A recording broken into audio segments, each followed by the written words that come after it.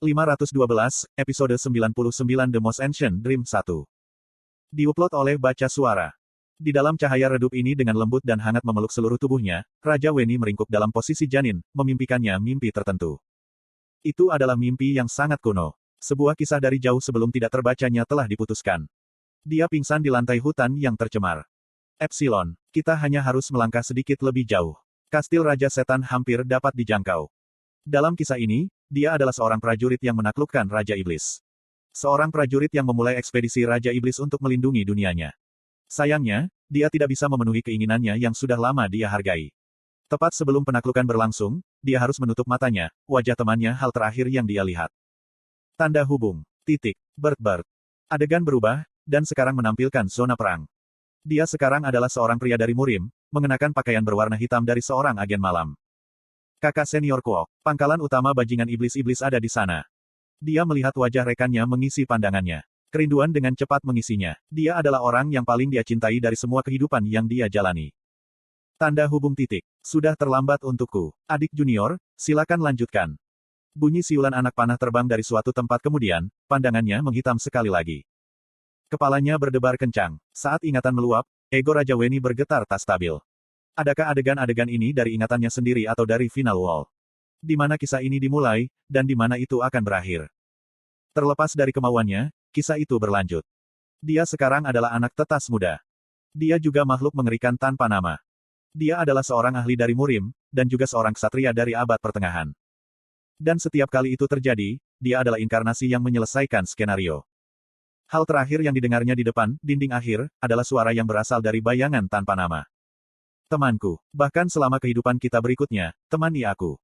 Dia tersentak keras dan membuka matanya, hanya untuk disambut oleh kegelapan pekat. Keringat dingin yang membasahi tengkuknya membuat tubuhnya merinding. Aku Raja Weni. Itu namanya. Dia memang memiliki nama asli, tapi itu sudah lama terlupakan. Tidak, dia bahkan tidak bisa memastikan apakah itu benar-benar namanya atau bukan. Petik 1. Apakah aku benar-benar Raja Weni? Dalam kekosongan gelap gulita yang berputar-putar, Raja Weni jatuh ke dalam perenungan mendalam. Itu adalah jenis perenungan yang tidak pernah ia nikmati setelah melampaui batas-batas kefanaan. Siapa saya? Fabel yang bertindak sebagai fondasi dari keberadaannya sekarang gemetar goyah. Untuk mendapatkan kembali dirinya dengan cara apapun, ia mulai merenungkan ingatannya sendiri. Pada awalnya, ada Weni. Dia adalah pendongeng pertama, seorang manusia yang bernyanyi tentang fabel. Tapi suatu hari, Dok Kaebis muncul di dunia, dan Dok Kaebis itu mengambil lagu Weni. Hanya itu yang perlu diingatnya. Ingat bahwa Dok Kaebis terkutuk itu mengambil lagu Weni, ingat fakta bahwa mereka mengusirnya dari skenario dengan mencuri fabel kelahiran aslinya. Kamu terlihat bingung, teman lamaku. Weni King dikejutkan oleh suara sejati itu dan buru-buru melihat ke belakang. Wajah Raja Dok Kaebi mengambang di kegelapan pekat. Raja Dok Kaebi. Mantan menggeram dan melepaskan statusnya. Namun, semuanya tidak berjalan sesuai rencana. Dalam ruang ini di mana tidak ada yang ada, status yang dipancarkannya hanya meninggalkan percikan samar. Raja Dok Kaebi berbicara dengan ekspresi tidak tertarik. Kamu tidak diizinkan bertarung di sini. Kekuatan kami tidak valid di tempat ini. Kurung siku buka. Entah bagaimana kamu berhasil bertahan hidup. Saya pikir Anda mati di pedang boneka itu. Ini tidak jauh berbeda dari sudah mati. Dan, akan mati lagi juga. Di tempat di mana tatapan Raja Dok Kaebi mendarat, mereka bisa melihat jalan keluar cahaya melingkar. Bentuk-bentuk jiwa kedua makhluk ini perlahan-lahan menuju ke jalan keluar itu.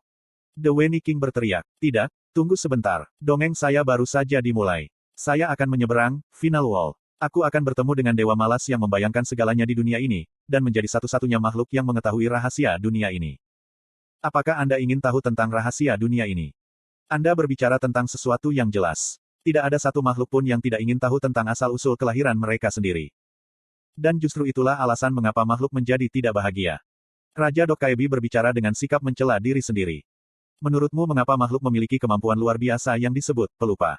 Puing-puing fabel berserak dalam kegelapan. Cerita-cerita yang kehilangan konteksnya menjadi gumpalan teks dan perlahan-lahan memisahkan diri. Mereka sekarang adalah cerita yang tidak ada yang bisa membaca lagi. Raja Dok Kaebi dengan lembut membelai mereka, sebelum menghancurkan fabel itu menjadi bubuk. Ada terlalu banyak kisah yang tidak perlu di alam semesta ini. Diperlukan proses untuk menghilangkannya dan mengoptimalkan semuanya. Itulah, kelupaan itu. Sampah. Alam semesta tidak terbatas. Sama seperti bagaimana, tembok final, tidak ada. Bahkan jika ada banyak margin kosong yang tersisa di tembok, seberapa banyak dari itu menurutmu diizinkan untuk ekstra kecil? Raja Dok Kaebi menatap tubuhnya sendiri perlahan-lahan hancur.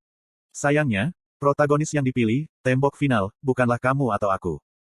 Aku tidak tahu sampah apa yang ingin kau keluarkan di sini, tapi... Bahkan saat itu, kamu akan segera bertemu dengan orang yang sangat ingin kamu temui. Saat itulah bahu Raja Weni tersentak. Jalan keluar cahaya bisa dilihat. Itu adalah cahaya yang meriah dan cemerlang. Jalan keluarnya berputar dengan kuat dan agak menyerupai perhentian penuh dunia tertentu. Raja Weni tiba-tiba menjadi takut. Apa kamu sudah melihat apa yang lebih dari itu?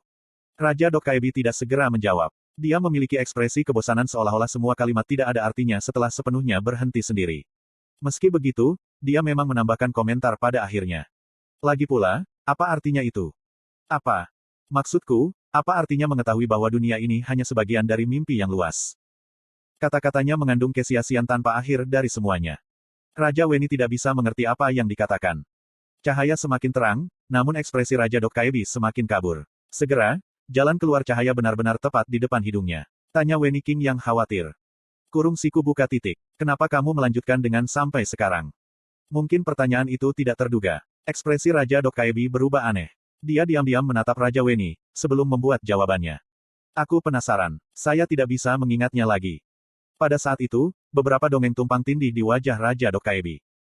Sekaligus, dia tampak seperti seorang prajurit yang menaklukkan Raja Iblis, seorang ahli dari dunia berbahaya murim melawan sekte setan, dan seekor tetas menyebarkan sayapnya ke arah langit yang terbuka lebar. Dia. Kurung siku buka titik. Kamu. Kim Dokja telah membuka pintu yang seharusnya tidak pernah dibuka. Jadi, dunia ini selamanya akan terperosok dalam kemalangan. Di akhir kata-kata itu, dunia diselimuti oleh cahaya murni. Mereka akhirnya mencapai pintu keluar. Raja Weni terhuyung-huyung dengan tidak stabil dan menginjakan kaki di dalam cahaya itu. Dia menyapu melewati sinar cahaya dan melangkah maju sedikit demi sedikit. Jawabannya ada di sini. Mimpi paling kuno, yang menciptakan dunia ini ada di sini. Namun, Raja Weni tidak bisa melihat apa-apa. Bunyi berisik para Hooters terdengar dari suatu tempat. Bau kental dan tersedak yang membasahi hidungnya, menjadi semakin sulit untuk bernafas. Tubuhnya mulai terbakar di bawah sinar cahaya. Seolah-olah, margin kosong ini tidak diizinkan untuknya. Aku sudah bilang, kisah ini bukan milikmu atau milikku. Seiring dengan kata-kata Raja Dokkaebi, tubuh Raja Weni mulai meleleh. Kami hanyalah alat dunia ini. Itu saja. Meskipun kakinya meleleh, diikuti oleh tubuhnya, Raja Weni tidak pernah mengalihkan pandangannya dari tontonan di depan matanya. Disitulah mimpi paling kuno berada. Rahasia segala sesuatu di dunia ini ada di sana. Sesuatu yang telah ia cari selamanya ada di sana. Raja Weni melihatnya, dan kemudian, akhirnya mengerti apa yang dikatakan Raja Dokkaebi sebelumnya. Itu memang. Raja Weni ingin berteriak sekuat tenaga. Untuk berteriak, tolong lihat ke sini. Tolong, saya di sini. Tolong, lihat aku sekali saja. Dan kemudian, itu perlahan menggeser kepalanya. Namun, pada saat tatapannya mencapai tempat Weni King berada, yang terakhir tidak lagi ada di tempat itu. Jadi, itu mengalihkan kepalanya. Dan, sambil terus menunduk, itu mulai bergumam tentang sesuatu sekali lagi. Batuk. Saya merasakan sesuatu yang gatal di dalam mulut saya setelah batuk sedikit. Saya meludahkan napas yang penuh sesak, dan hal-hal seperti serangga bocor. Saya melihat dan menyadari bahwa itu adalah surat. Sensasi kembali dan penglihatanku menjadi cerah. Saya melihat surat-surat memancarkan cahaya putih terang di depan mata saya. Isinya akrab. Di mana ini? Dok Jasi, Anda mungkin tersedot ke dalam buku jika Anda melakukannya. Petik 2. Tiba-tiba, bagian belakang leher saya menjadi dingin. Itu suara yang familiar, dan dengan kata-kata yang pernah saya dengar sebelumnya. Imajinasi yang mengerikan membuat pikiran saya berantakan. Saya pernah berpikir bahwa jika saya menghancurkan dinding akhir, sesuatu seperti ini mungkin terjadi. Namun, berpikir kalau hal seperti itu akan benar-benar. Kemudian, disertai dengan suara-suara yang mengepak, serpihan kertas menari-nari di depan mataku. Aku melihat lebih dekat lagi dan menemukan seseorang dengan ringan mengguncang buku. Petik 2. Sang Ah Si. Yu Sang Ah berdiri di depan mataku. Pandangan sekitarnya secara bertahap menjadi lebih jelas. Itu adalah pandangan dari buku-buku buangan yang membentuk gundukan-gundukan kecil, serta rak-rak buku yang berjajar dengan tidak ada ruang di antaranya. Semua diterangi oleh cahaya redup dari lentera. Ini bukan kereta bawah tanah. Ini adalah lokasi yang saya kenal. Yu Sang Ah menyeringai cerah. Tempat ini terasa sangat nyaman bagiku sekarang. Kami berada di dalam tembok keempat. Petik 2. Apa yang terjadi? Bahkan jika kamu bertanya padaku, saya juga baru saja bangun, Anda tahu. Haruskah kita pergi dan mencari senior perpustakaan saya? Petik 2. Ketika Yu Sang Ah mengangkat bahu dan mulai memindai sekeliling, aku dengan cepat mengatur apa yang terjadi pada kami sejauh ini di kepalaku. Kami telah mengumpulkan semua fragmen dari dinding akhir, dan akhirnya menurunkannya. Memori, lingkaran persegi, yang berputar di benakku masih jelas. Lalu, apa yang terjadi sesudahnya? Bagaimana dengan teman lainnya? Apakah kamu tidak ingin Kim Dokja? Sebuah suara yang saya pikir tidak akan pernah saya dengar lagi masuk ke telinga saya. Saya berteriak dalam kebahagiaan. Tembok keempat. Silence di Library. Ini pasti tembok keempat yang saya ingat, termasuk main-main licik. Terpisah dari betapa bahagianya saya, kebingungan saya malah bertambah besar. Kenapa aku di dalam tembok keempat sekarang? Dokja Si. Lebih banyak suara terdengar dari kegelapan. Mereka berasal dari teman. Di mana kita? Petik 2 titik. Aku menemukan buku aneh di sini.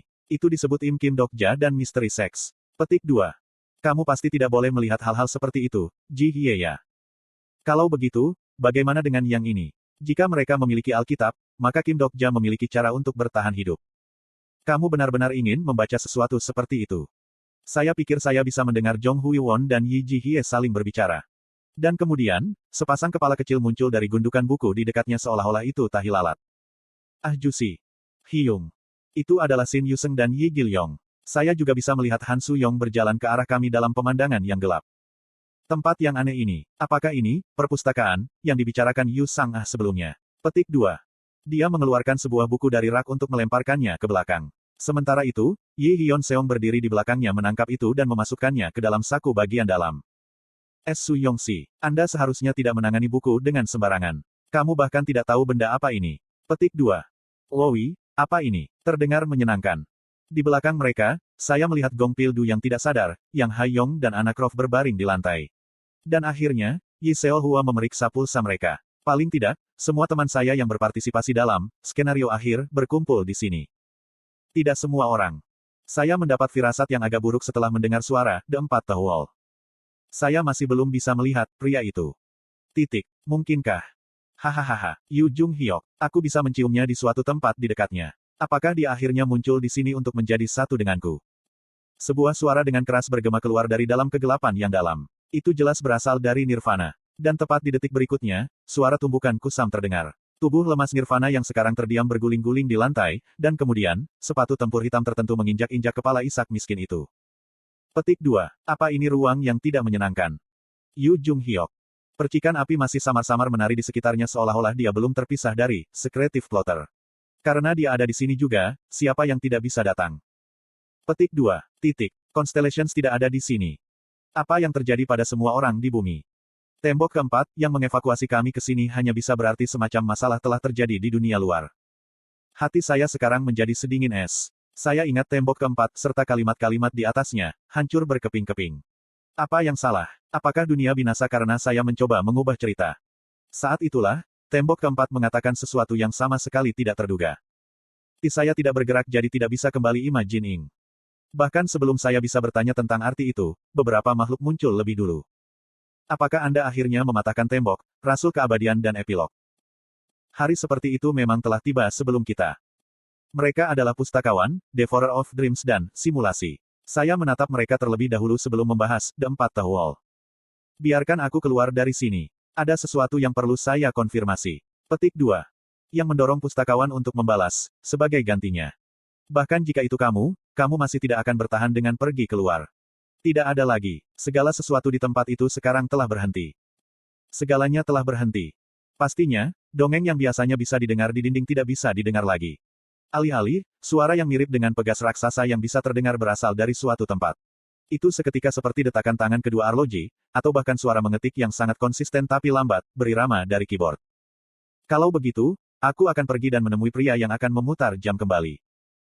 Apakah kamu benar-benar ingin pergi dan bertemu dengan impian paling kuno? Makhluk itu berada di perhentian terakhir semua kisah ini. Mungkin telah dihancurkan, tapi ada pertanyaan yang masih harus dijawab. Kenapa dunia seperti ini harus ada? Aku menoleh ke belakang untuk menemukan teman-temanku membuat ekspresi yang sama satu sama lain. Kita masing-masing memiliki pertanyaan sendiri yang mereka inginkan jawabannya, dan memiliki tujuan tertentu yang ingin mereka lihat. Dan untuk sampai ke sana, ada sesuatu yang harus kami lakukan terlebih dahulu. Yu Sang-ah berbicara lebih dulu. Ayo pergi bersama, Dok Jasi. Saya juga, saya ingin pergi. Aku benar-benar ingin tahu tentang epilog yang ingin kau temui, Jusi. Di sana, mari kita tidak bersedih tentang hal ini, bukan? Siapa tahu, Mungkin Dok Kaibi yang sangat baik sedang menunggu kita di sana atau sesuatu. Jika tidak, kita bisa menamparnya sebentar dan membuatnya lebih ramah juga. Petik 2. Seolah setuju dengan itu, Biyu menambahkan pendapatnya sendiri. Baat. Saat itulah Yu Jung Hyok memecah kesunyian yang telah dia amati. Sebelum itu, apakah kamu bahkan punya cara untuk bertemu dengannya? Dinding mungkin dihancurkan, tetapi aliran waktu dunia luar telah berhenti. Jika waktu tidak bergerak, fabel tidak bisa bergerak maju. Itu akan sama bagi kita. Petik 2. Ada beberapa tempat di mana waktu tidak berhenti. Nirvana tersenyum dan menunjuk ke lantai.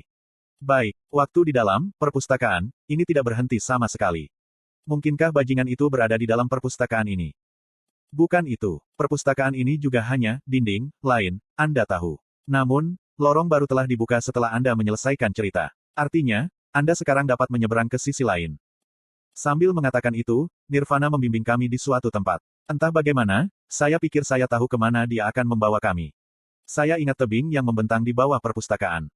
Ini adalah akhir dari perpustakaan. Akhir dari semua cerita. Lubang yang luas dan tak berdasar. Sebuah lembah terbentang seperti jurang itu sendiri. Itu adalah lokasi yang saya temukan kembali ketika saya memasuki dinding 4 untuk pertama kalinya. Petik 2 titik. Itu persis tempat itu. Saya hampir jatuh ke bawah sana ketika saya pertama kali tersandung di sini. Saat itu, Nirvana mengatakan kepada saya bahwa jika saya jatuh di sana, saya pasti akan mati. Dia mengatakan itu di luar tembok. Nirvana bertanya padaku, Kim Dokja, apakah Anda benar-benar ingin pergi ke sana? Aku mengangguk. Kemudian, Nirvana menarik tali yang tergantung dari kegelapan. Saya pikir sesuatu seperti katrol sedang aktif, kemudian benda kecil seperti lift perlahan bangkit dari bawah. Mendapatkan. Kita semua naik ke lift ini. Lalu kami perlahan diturunkan ke dalam lubang. Atribut eksklusif, One Who Look Into the Abyss, sedang diinisialisasi. Akhirnya, jawaban yang saya cari tepat di depan mata saya. Dongeng yang masih tersisa di dalam diriku juga mulai gelisah. Berapa lama kita turun seperti ini? Kami akhirnya disambut oleh suara katrol yang berhenti. Aku menginjak kaki di kegelapan, hanya untuk disambut oleh bau berjamur. Lantainya juga licin dan lembab, hampir seperti sisa-sisa struktur yang sudah lama tidak digunakan. Cahaya dari lentera menerangi bagian depan untuk mengungkapkan garis samar yang terbuat dari balok kekuningan. Bukankah ini tempat? Jong Hui Won bergumam pada dirinya sendiri. Dan saat itu, kami mendengar suara sesuatu yang bergegas menuju kami dari kegelapan melewati balok kuning. Kenyataannya, kegelapan itu sendiri bergetar mengerikan sekarang. Itu adalah suara keras, ledakan, seolah-olah monster sedang berlari ke arah kami. Beberapa saat kemudian, sepasang mata mengerikan samar muncul dari sisi lain lorong. Petik 2 titik. Ya Tuhan. Jong Hui Won bergumam, tetapi tidak meraih pedangnya bahkan setelah menyaksikan seperti apa monster itu. Teman-teman yang lain juga bereaksi sama. Semua karena semua orang tahu persis apa monster itu. Awal dari semua cerita ini. Itu kereta bawah tanah. Sirip.